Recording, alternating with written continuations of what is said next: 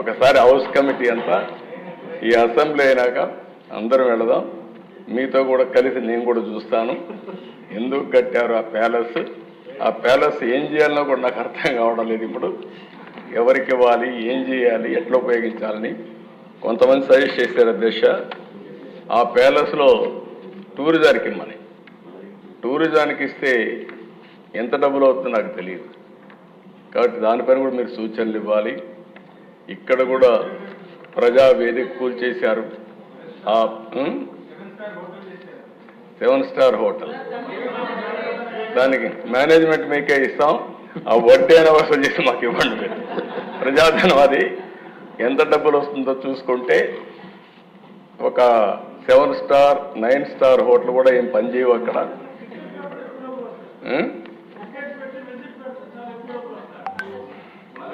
ఆ ఓనర్షిప్ మీకే ఇస్తాం, చేసి మాకు వసూలు చేసి ఇవ్వండి, కనీసం దాని మీద పెట్టుబడి అంటే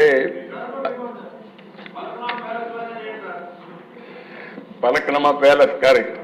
పలక్నమా ప్యాలెస్ కూడా కొన్ని రోజులు పెట్టారు, తర్వాత టాటా తీసుకున్నారు, ఎందుకంటే ఓల్డ్ ప్యాలెస్ కాబట్టి. ఏదేమైనా అది కూడా నేనే అప్పట్లో దోహదం చేశాం, ప్రజలకు ఉపయోగపడుతుందని. మీరు కూడా ఆలోచించండి. 2 విషయాలు నాకు సజెషన్స్ ఇచ్చారు. ప్రజావేదిక కూల్చారు, అక్కడనే డెబ్రిస్ కూడా తీయలేదు. అందరూ చెప్పింది తీయద్దండి, ఇక్కడి నుంచి అమరావతి కక్షగా అభివృద్ధి చేయడానికి ముందుకు పోదాం, ఇది ఇట్లే ఉండాలని చెప్పారు.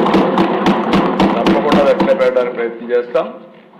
ఇది కూడా రిషికొండ మీద ఉండే ప్యాలెస్ని ఏం చేయాలని మీరు కూడా ఆలోచించండి.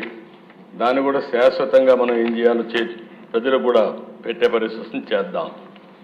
అంటే ఆ దిశ ఇది చూసిన తర్వాత ఒక విద్యుత్ రంగంలో ప్లీజ్ సబ్స్క్రైబ్ .న్యూస్.